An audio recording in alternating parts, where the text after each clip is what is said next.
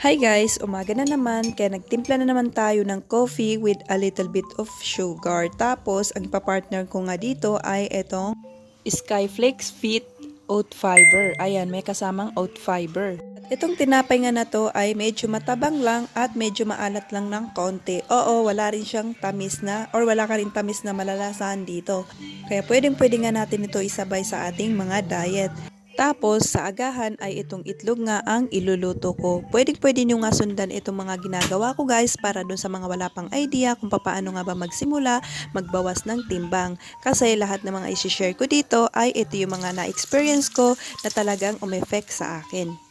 Tapos, itong mini hot dogs na pinaprito ko tsaka chicken nuggets ay ito naman yung ipapaulam ko sa mga anak ko. Ayan, pagkatapos ko nga prito yan ay luto na nga rin yung itlog na uulamin ko. At syempre maglalagay rin tayo dito ng kanin. Ayan, kung mapapansin nyo meron tayong kanin, gulay, prutas at saka ng itlog. Kailangan ay palaging balance yung ating pagkain.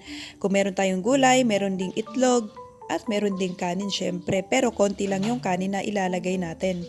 Tapos sa gulay or prutas kung ano yung available sa inyo ay yun yung isabay nyo sa inyong mga pagkain. Hindi rin suggested na kailangan laging gulay at prutas ang magkasama. Pwede rin kahit gulay lang or pwede rin kahit prutas lang. Kung walang gulay, pwedeng prutas lang. Kung walang prutas, pwedeng gulay lamang.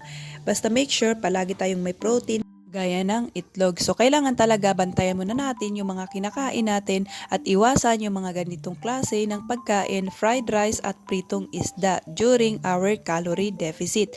Kasi kahit every minute pa tayo magbuhat ng dumbbells or 24 hours pa tayo mag-workout, kung hindi pa rin natin kayang iwasan yung mga deep fry or pinrito sa mga malalalim na mantika at mga matatamis na pagkain, ay mababaliwala lang lahat yung mga pagod natin sa pag-workout. So kung sa palagay mo ay nakatulong tong video na to sa'yo at kung gusto mo ng mga ganitong klaseng content, you can follow my page and subscribe sa akin channel para sa mga ganitong klase ng content. Hanggang dito na lang. Thank you so much for watching!